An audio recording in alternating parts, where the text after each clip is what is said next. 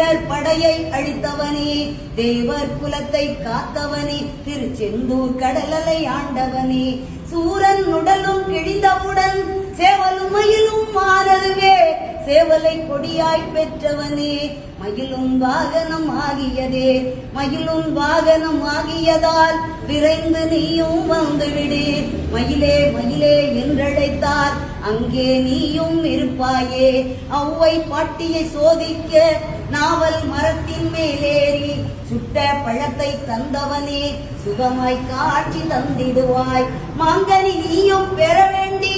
உலகை வரமாய் வந்தவனே, அம்மை அப்பனே உலகமென்று அண்ணனும் நமக்கு சொன்னானே, அதுவும் உனக்கும் தெரியும் என்றோ, தெரிந்து நீயும் எமக்காக பழனி மலையின் மீதமந்து பக்தர் கருள அங்கு வந்தாய், தையல் நாயகி பெற்ற மகன் செல்வமுத்து